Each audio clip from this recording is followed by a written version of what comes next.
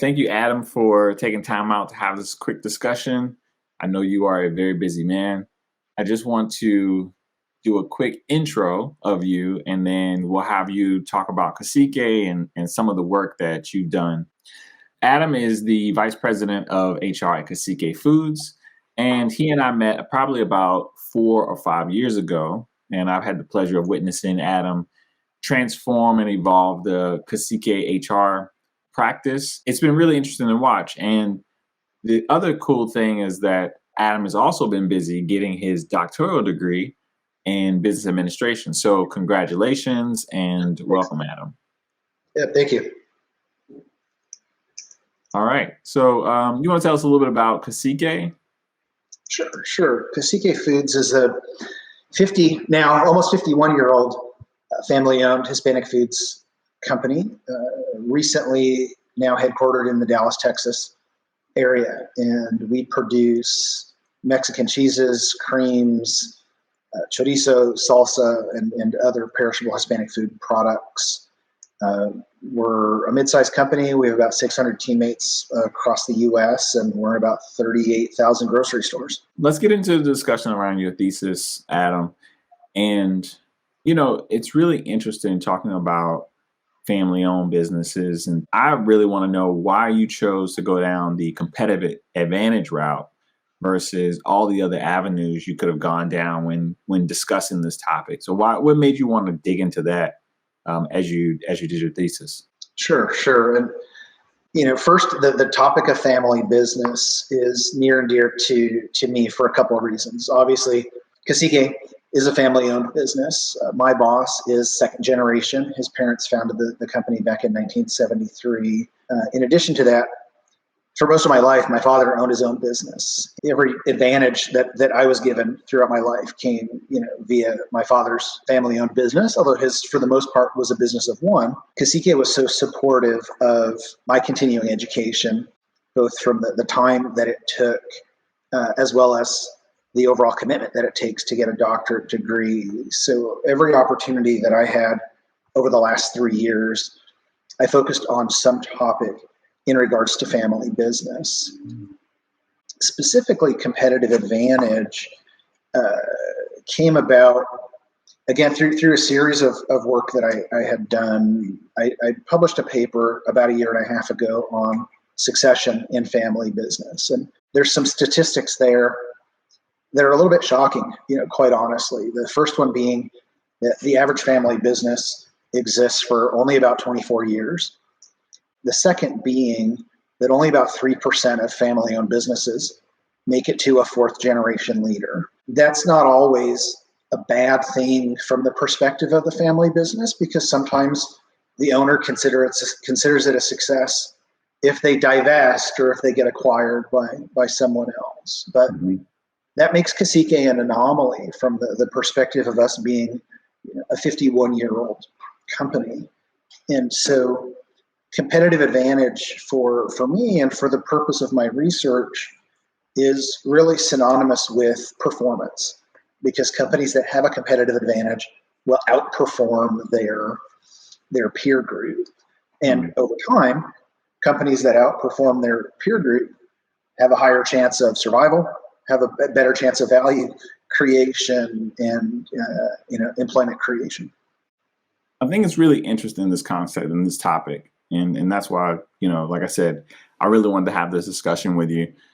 I've worked in organizations that have had roots in family-based roots in the startup of the organization. So you see this discussion about the history of the organization and the reason why they started it and the intent and all those type of things. You see it everywhere in companies that have a very strong basis there. For example, they would talk about it in onboarding. They would talk about it in leadership development. If there was an inflection point in the business, they would always relate it back to the founder and their intention and the family and those type of things. Well, how does the story of the company influence performance and engagement within the employee population? Sure. And I'll take it back to the beginning of my research project, and I'll try not to get overly academic, with it. But I think there's a couple important points along the way. So for starters, every business has a founder or a founding moment. Now, sometimes a business starts as a subsidiary or a spin-off. So it's not so much that every business has that kind of singular origin story, but certainly every family business does.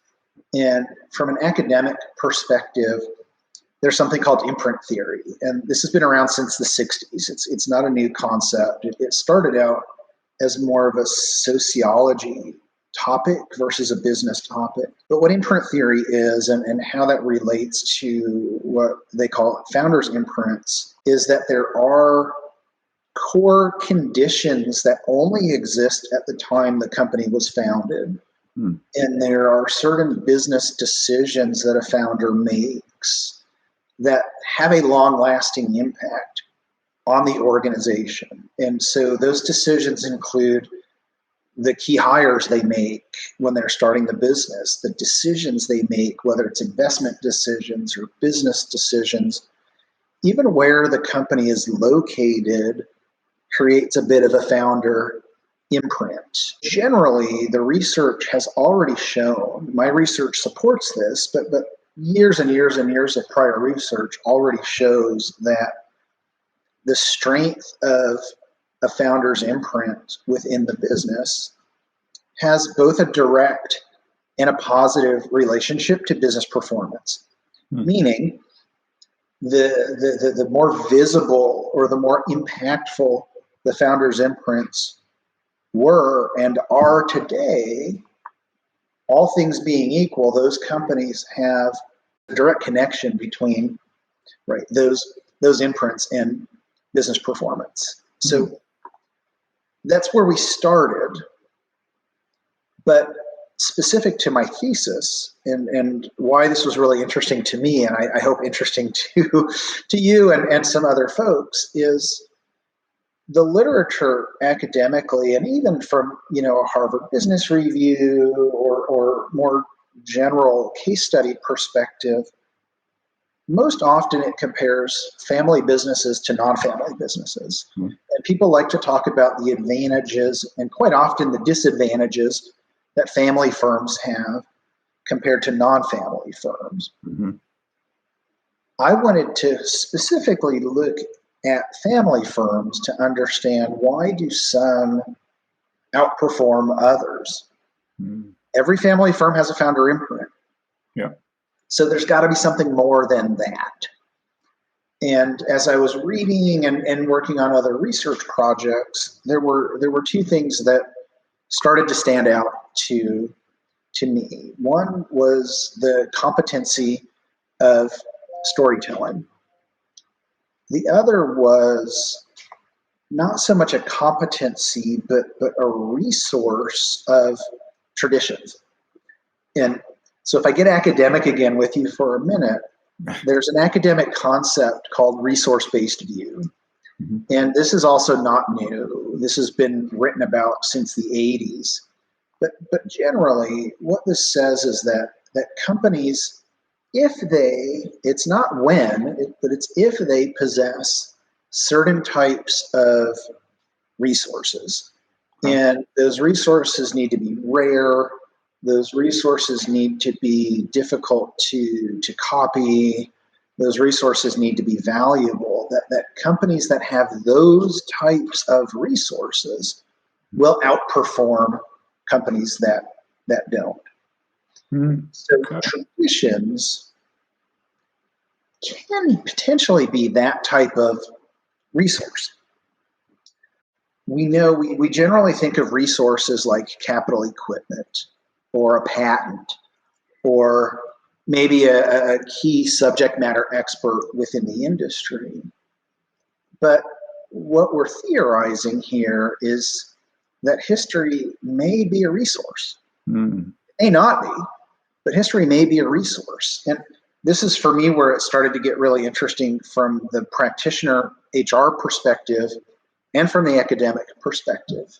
Again, because a lot of us growing up we think of history as something in a book.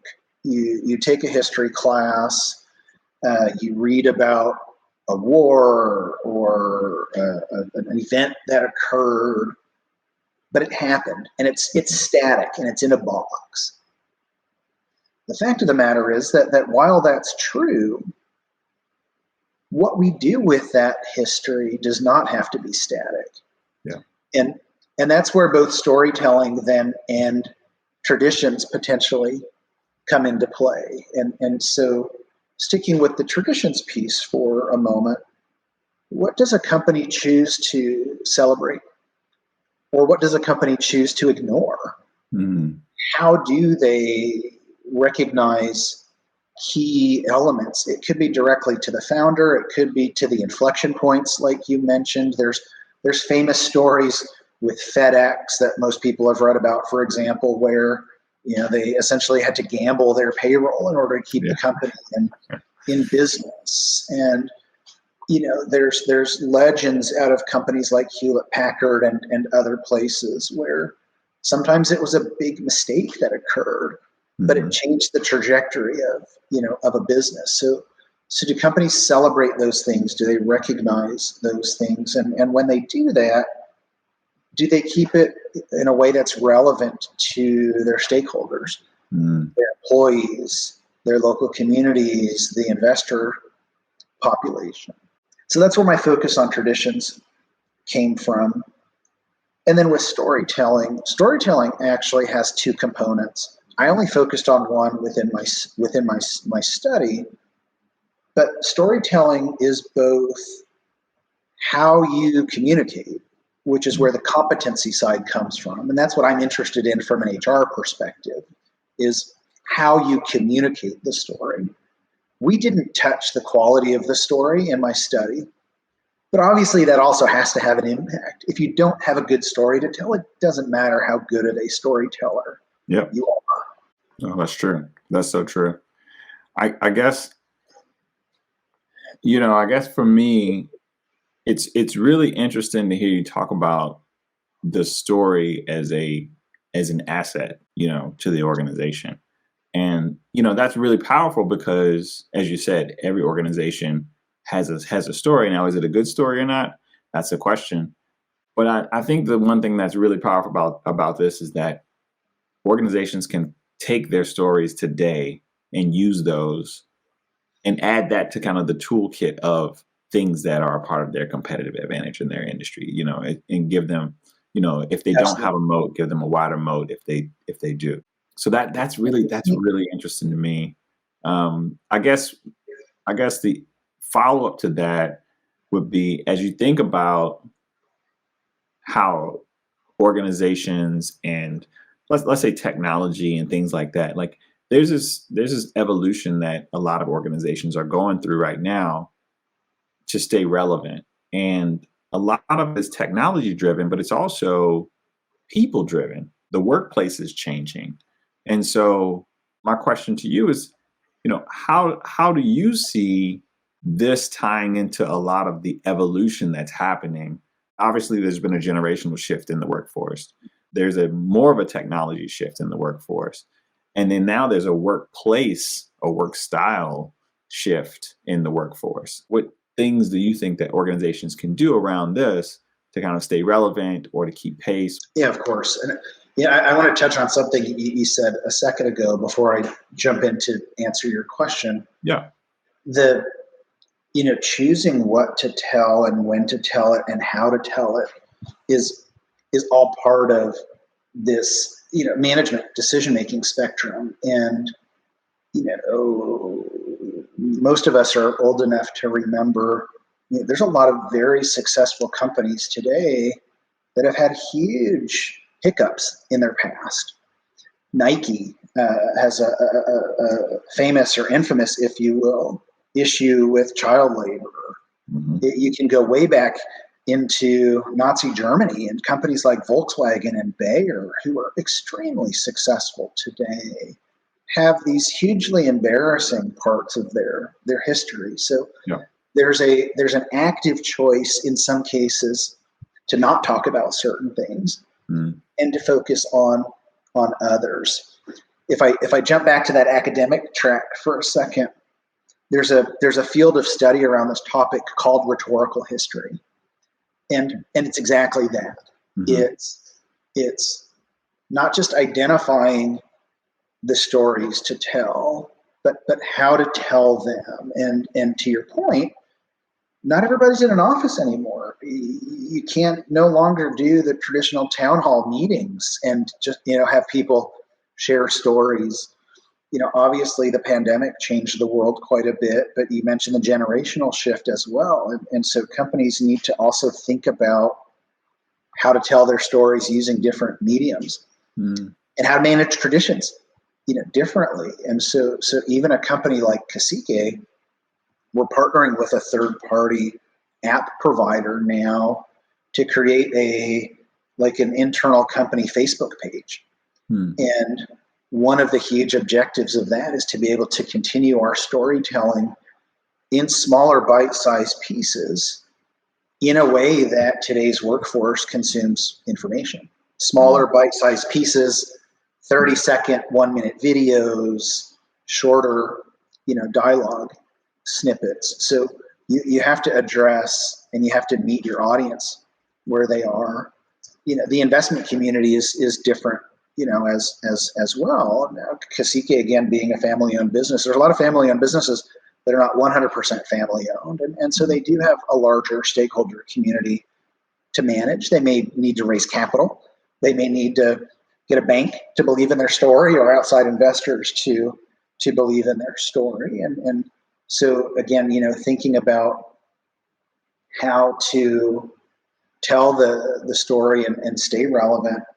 And what a lot of the best companies do is they will reference historical elements as a need, as a call for change in today's world. And so there isn't a one size fits all approach to it, which is again why I think I was drawn to this topic to begin with. As a leader within a business, you can't look at every situation or every company the same way, and the academics support that. I think it's really powerful, the opportunity to leverage this tool, and as you said, to maybe comb through and find those bright spots or find those opportunities if organizations haven't already done that. I've also worked in an organization, and they've started some businesses or gone down some ventures, and they don't talk about that. You kind of got to dig through the history books to figure out, they tried this and it didn't work. So but it just depends on what you're trying to promote in the organization. Are you trying to promote failing fast and innovation? Exactly. Or are you taking risks? Like what you're giving is a practical example on the why behind it. Why is it so good, and how can you use it in your day-to-day business endeavors, right? So, and it also ties back to also entrepreneurs. I mean, there's a wave of entrepreneurs coming into the marketplace, starting businesses and things like that. So it's something for them to think about as they start their business and move forward into the future and hopefully last for more generations to come. Exactly. And I think you're 100% right. As I mentioned earlier, in some cases, the entrepreneur may not want a business that lasts for 50 years. They might want to create value and flip a business, but you still need to, in order to create value, you need to have a competitive advantage. You need to have something that your peer group doesn't have. And,